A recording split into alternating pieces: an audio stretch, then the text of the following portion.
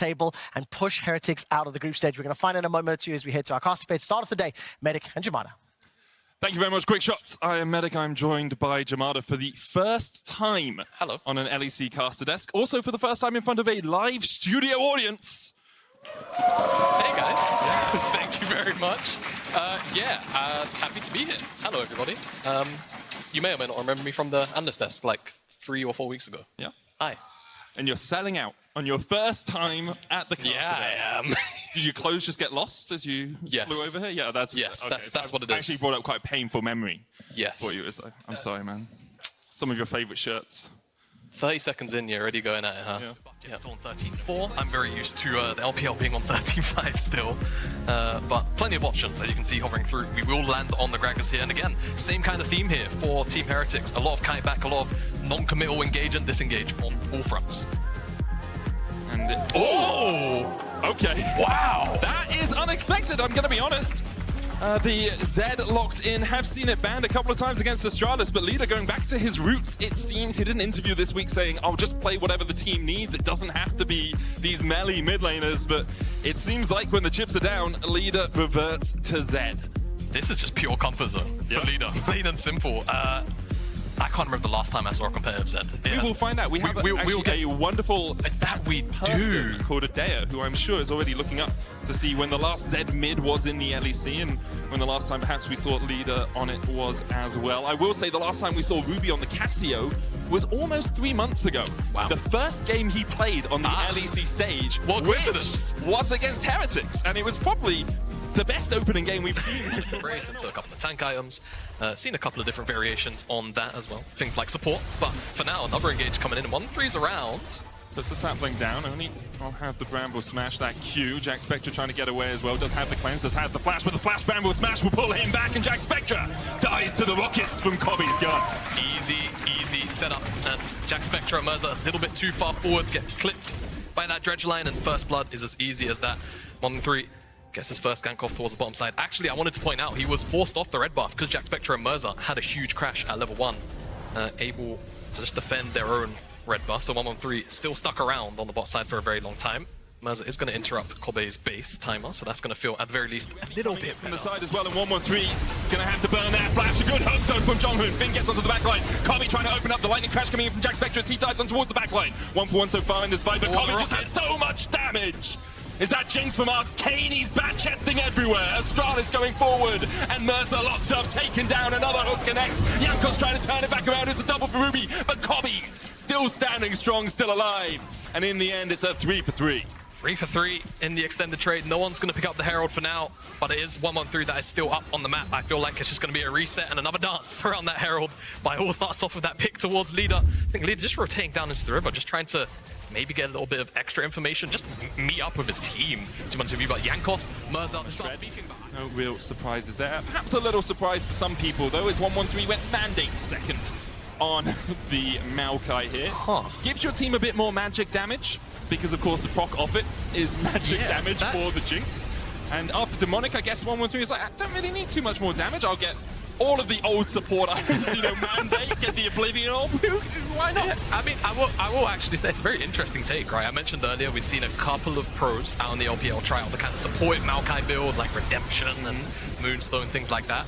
Definitely a slightly different take on it, and it's still going to do a whole bunch of damage, right? If someone gets rooted up, CC, I mean, all of Maokai's kit is a CC, so he's proccing Mandate on everything.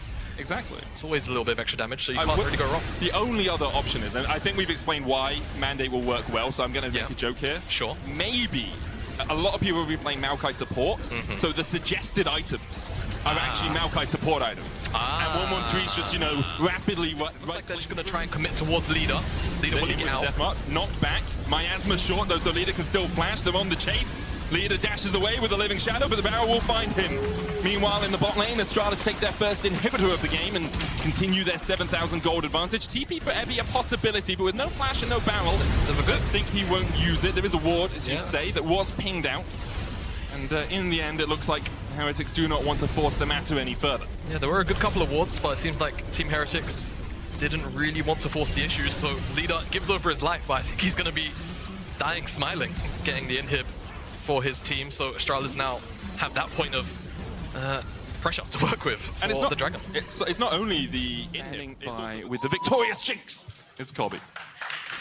Thank you very much, guys. Hello, Berlin. What a lovely match to kick things off. At least a lovely result for you, Kobe. You've had such a fantastic split so far. How does it feel within the team as we head into these all-important final matches of the best of ones? There's definitely a lot of stress, I think, in general, but team atmosphere has been a lot better this split, so that helps a lot going through it. And I think our schedule for this week is also like looking pretty doable. So we just try to do our best, like play our game, and I'm sure we're gonna win most of our games this weekend. Tell me about the draft then. Obviously, Zed is the key talking point here. I'm guessing that was Leader's idea? Yeah, it's a champion. He plays well. I think it fit here. I'm not a set main, so I'm not really sure when it's good to pick, but I trust him. He's good in the champ, so yeah. Tell me how those drafting discussions to me, Abadagi, or should I say, Fakadagi. Good luck. But right now, I'm going to let you go. You can say bicep stiff. Bicep stiff. Okay, I might need to get you to explain that one to me later. So, yes, bicep stiff. Trevor, help me out. Okay, let me know in the Explain that winner's one. interview. We can talk. First of all, Fakadagi, she's married with a child. I appreciate the riz, but my man, Fakadagi busting out the biceps. GB, new player comes to the roster. Is this what XL need? okay, right. I'll move us along then. I want to start off this conversation before we dive deep onto Abadagi. I want to But my oh my, almost a really huge fumble. As immediate replay, the trades just drawing both junglers down here. As the bubble connects, but the Ultra Shock laser, 185 damage at this stage is huge. As the observers didn't have to do that, did they? That minion's got a headache. He doesn't feel too good. Xerxes does have to burn his flash. Importantly, the wave, I think Lulu was able to freeze it outside of the tower range, so the comp doesn't actually lose too much. Yeah. That's the meditation of loss. You know, you take a moment, you sit in your stone skin, I guess, and just think about what you've The done. name is passive. Yeah, exactly. Yeah, it's as if I know these I things. know. Thank you. It's a statue to your own incompetence. For Xerxes. He was able to pick up the first blood, though, so he's about 300 gold ahead, though. Across the rest of the board, you can see Trimby got the kill in response, so he has a little bit of a lead down towards that bottom lane. Koi, around 600 the way the barrel used as well, and that's the engage tools out of XL. Shigenda goes back into the minion arm, and Patrick dashes forward, light slinging out the damage. TP available for Shigenda as he goes back to the base, with the Dragon down to 4,000. Odo keeps Shigenda around for the time being. Abadagi acting as a bouncer. Mallory to the pit though. He looks for the steal, he can't get there in time. Ocean's Soul secured for XL, and Koi could only watch as it fell. Yeah, I mean, Koi a little too apprehensive about what they wanted to do. They were so scared of the engage tools available to XL that they kind of just never made a move. They never used anything outside of the defensive summoners from Larson, from Comp, away from that Malphite. And now the Malphite ultimate is 3/4 of the way back. And XL, they're on the Baron because they know they can force this with the Soul now. 6,000, XL keeping it aggro, chipping away at it bit by bit. Mauran can get into the pit, has a flash of his own, has that cease and desist. You can see Patrick trying to dish out to the DPS, but it's so tricky for him to go forward. Instead, they dive onto Shigenda, the unstoppable force onto the backline, the Dwayne Johnson effect you gotta feel! Team it up with a Cyclone, and XL just shrank through Koi. Shigenda falls a triple for Xerxes. Only Malrang left alive, and Baron in XL's eyes. It's a triple for the Monkey King, and his Bruiser crew is feeling pretty alright about it. XL, they'll get themselves the Baron. 4 kills, almost a clean ace. Malrang makes it out with his life, but you can just see Koi can't stand up to this much dive. They have a lot of good tools to peel away, but it's frankly not enough. Too much CC, too much burst damage, and with no flashes earlier from the Dragon, XL know this is what they're tracking, it's why they're here. And it all starts with the bubble, and again, just another massive ultimate as XL. It's just so scary, man, because look at the lack of vision generally. It's only really in the pit, and they've got that one Farsight alteration at the entrance, but other than that, Koi aren't working with a whole bunch, and Malrang. Tidal wave goes wide, Bolt Breaker coming in with the Agrobism, and the Cyclone is enough. Jungler is dead, and Koi perhaps alongside it. Xerxes can dash into the Elder. What do you do here, Koi? Shigenda looking for something onto limit, but even building up the Mega Gnar, nars him into the wall. Still gets the damage down. He does kill off Limit. Is it enough? Odo snuck behind them. Unstoppable Oh, force they don't know where available. Arbor is. They know where Odo is as well. Abadage looking for a victorious return to the LEC, but Koi unwilling to give an inch right now, it seems. Comp diving onto Odo Amne, but he's got no last whisper, so Odo's so tanky. Emperor's Divide being used. Decoy away from Xerxes. Still half HP on the Wukong.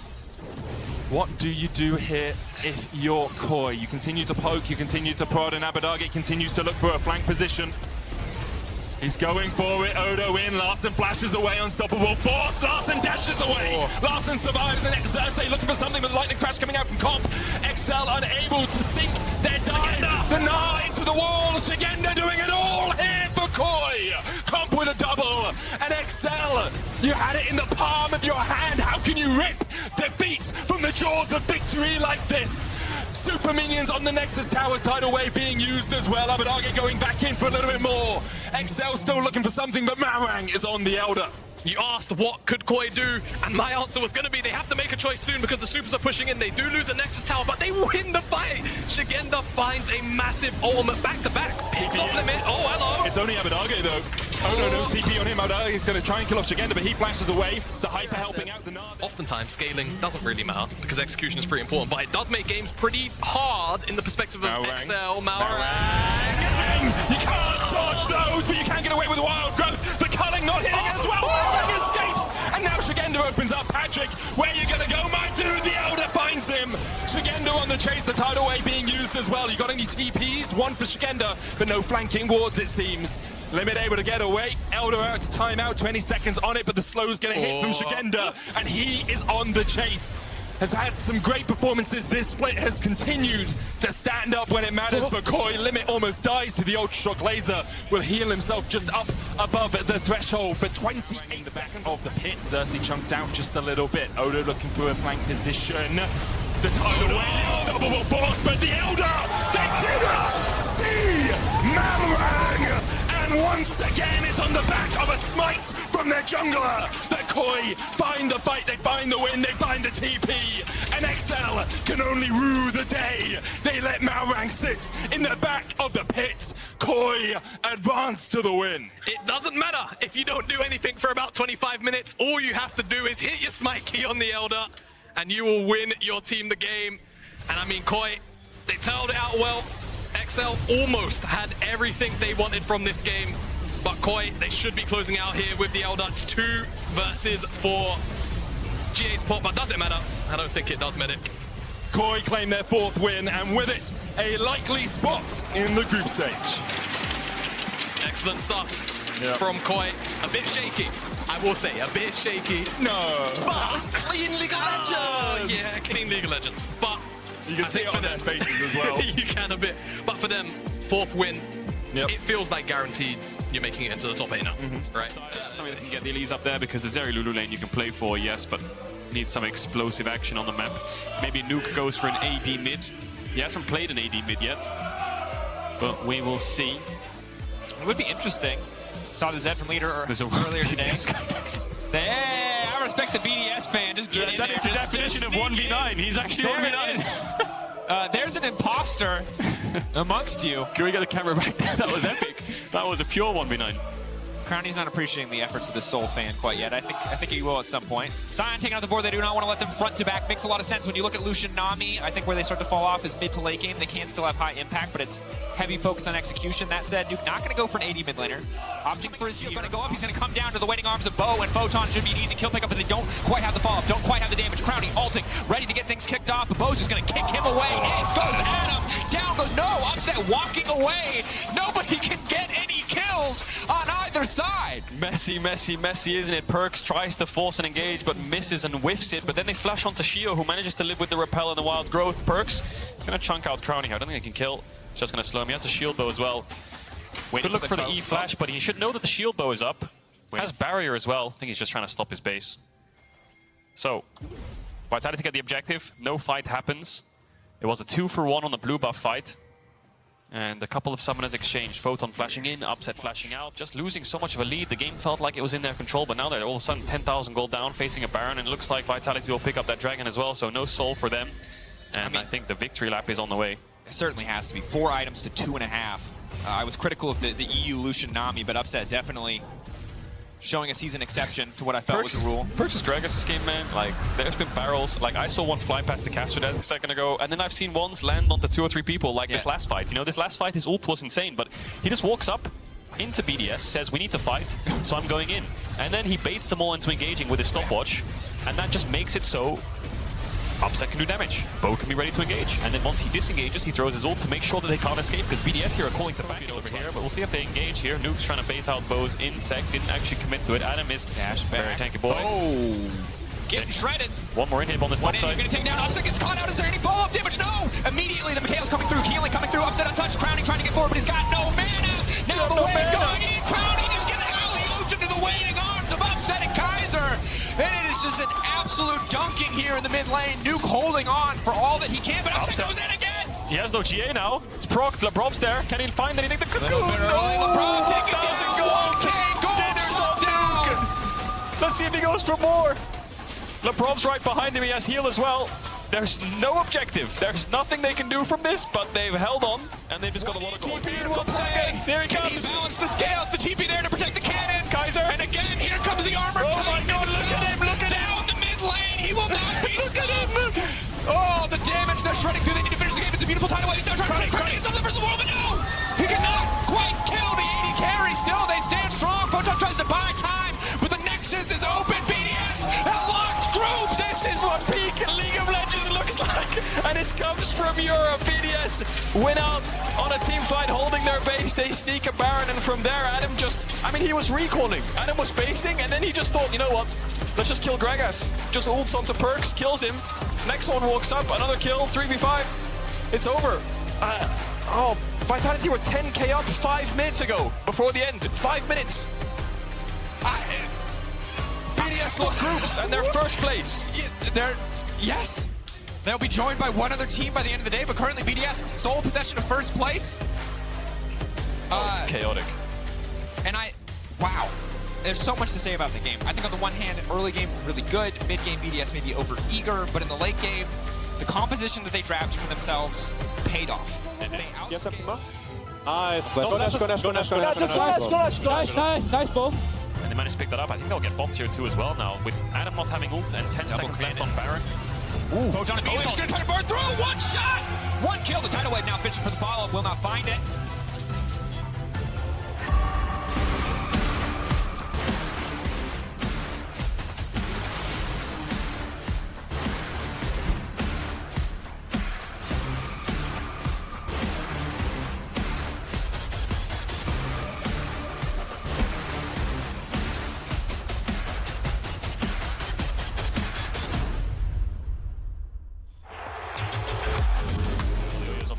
He has no ult. TP is available for Chasey as well. Does he have the burst here? I think he does. Maybe ward jump QRQ is enough. Oscar in. Whoa, the ghost coming out. He has to sidestep. I think the whiff. I think Elyoya just has to be happy with the summoner and walk away. That's a casual Q right there. Just going absolutely wide. Doesn't decide to commit with the ward jump kick. Razork's here now. He should win out actually. Base damage Kingdom. Doesn't get the crab. Elyoya maybe looking for a kick flash. It's split right now. Razor caught between the midst of the entire team. Body block coming in from Chasey. Does not want to give him an opportunity to get over the wall. The flash out to safety. Now trying to get the blast go, but Chasey's here again. This man, the perfect defender. Oh, Oscar has to flash here. Oscar needs to get out, but Elyoya comes over the wall with him, trying to finish the job, but doesn't quite get the Olaf flashing to safety. Sidestepping on the axe is big. Niski now in the face of Humanoid. Humanoid is going to get taken down. It is Niski versus the world. Oscar needs to run. Abscond Abduct will not connect. The heal needs to come in, but then Olaf is so strong! Oscar! Can he pull it off? What's the Q cooldown? 3 seconds. Karasi's gonna back. Oscar's gonna back. What a mess. Looks like it's a 3-for-4 in favor of Fnatic, I think. Razor, Humanoid, and Reckless falling. Had Vienne based at the end of the play.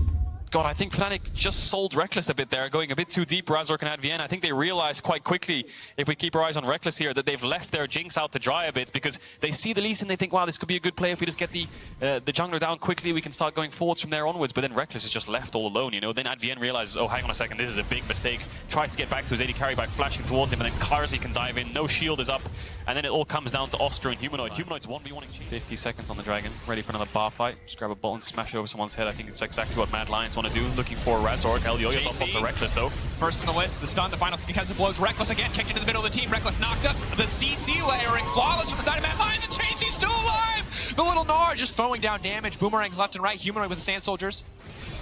Trying to provide the dissuasion. Oh, Hylissang going in, nice sidestep from Humanoid, but I don't think it's going to be enough. Elioyo waiting as long as possible to go on to the kick. Advian body blocking as much as he can. Unbreakable. Huge in that exchange. Hylissang gets taken down. Really, really low the Azir. Mad Lions, they know that the Azir is low, so they're going to start stepping up here. It's on Oscar if they want to carry this fight. Can they 3v4 this? I think they can. Oscar's probably calling it. He's walking up. He's saying, let's fight this. Humanoid's regenning slowly. The CC layering again from Sejuani plus the Braum. With the Olaf sustain, it is possible. It is still incredibly difficult, but Reckless now respawning. The rocket up and available. Ooh, do they take it? Do they take it? Razork has smite, he has flash. I think they just try, you know, poke their way in. Stolen Herald coming out in mid lane. They're going to break mid for sure. The question is, are Mad willing to back off the Dragon to try and stop it? They will not. Where's the rocket going? I think they can take this fight. Here's the rocket. A lot of damage coming. Rocket, big onto Carzzy. Carzzy incredibly low now. Oscar! In the midst of everyone! Razork jumping in as well, and again, another objective least! Fnatic laughing to the bank as they find another fight in their favor. They're going to get Baron as well off of this. This is 2 members down for 30 seconds. They have Azir, Jinx. They're going to melt straight through this. Can Mad Lions fight in this 3 versus 5? Fnatic, do you want to gamble a Baron right now? Very risky. Humanoid's going to heal up. They can melt through it, but if Mad steal this, that's their avenue back in the game. What do they have to stop him? I think Humanoid's going to have to dash over and push the Lee Sin backwards. Getting lower and lower. Nice block, Jinx Mad rocket. Oh god, this could all fall apart here. Just turret, it looks like. Over the wall. Humanoid now going to knock it back into the team, and instantly down goes Nisqy. Shut down for Reckless. Members off to the flank. Reckless! Oh no, Reckless! He didn't see it coming. He flashed out to safety. They're still going to try and turn the fight, but it's instantly Carzzy to the backside trying to finish off an 80 carry. But now the 3-man core, Advian, Humanoid, Reckless standing strong. They're coming in to finish the job, but it does not matter. This time the team was there for Reckless, and in turn he will take the fight for them. He goes down to the end, but they're still going to win the fight. They can turn back to the Baron if they want to. Much better from Fnatic when it comes to dealing with these divers. You can see Humanoid's ready with the pushback. Reckless loses his flash at the beginning, which wasn't ideal, but Advian blocks Carzzy's dive, and then the Humanoid trades back when Carzzy goes in. That's the idea behind these champions, and it works. They split up their focus here. 2-man for the Dragon, 2-man for the Baron. They should pick up Soul. You've got Ocean Soul and Baron. This game is over. Mad Lions getting picked apart in the jungle. This is not what they needed. Hilly trying to make it out to safety, but there's too much CC. Hilly going to go down. The mid push online. This is a Jinx. This is not a champion you can sit and wave clear against. Fnatic are doing a victory lap. It will take a miracle from Mad Lions to find a way back in this game. You know how you talk about bar fight? You know in the movies when they walk into the bar and like the main character just destroys like 6 guys for no reason, just annihilates through 6 dudes? That's Oscar He's Jack Reacher. He's Tom Cruise. It's Mission Impossible. He's just like using 2 fingers, boom, on the back of the neck, they're knocked out. That's exactly what's happening in this case, he's got axes, but I will say bar fight Olaf with some bottles. Just, sounds messy, doesn't it? But he's not died yet, surprisingly, on the Olaf, so really good performance from him, frontlining well, dealing with Mad Lions' backline very well. So Mad just have to engage. There's nothing else to do here. Nisqy's going to go around the side, just full send. Hilly's coming from base. Over the wall. But he's on a ward, so it becomes really complicated. Razork, he doesn't do enough damage to hurt Razork. He can't turn on him, and if Olaf walks in, he's dead. It's horrible, isn't it? There's no can't room do to anything. play, and Nisqy dead. Fnatic can just focus on the tower or the champions or do whatever they like. It's their rift. We're all just watching it. Mad Lions. Razork overextending. That's an opportunity now for Mad Lions potentially in the game. The siege should just continue, however. It's a 1-for-1 overall, but Razork definitely over-eager in that exchange. Bit too deep, buddy. Tries to look for the tower there, but no wave to play on. Reckless can't step up because he has no flash. Hilly, a couple more inches and he had that one. Not really an angle to fight here because Oscar is just going in. He's an absolute monster. Carzzy now leaping away, but the Unbreakable says not today, Fnatic. It's an easy, easy team fight, denying the last little bits of hope from the Mad Lions.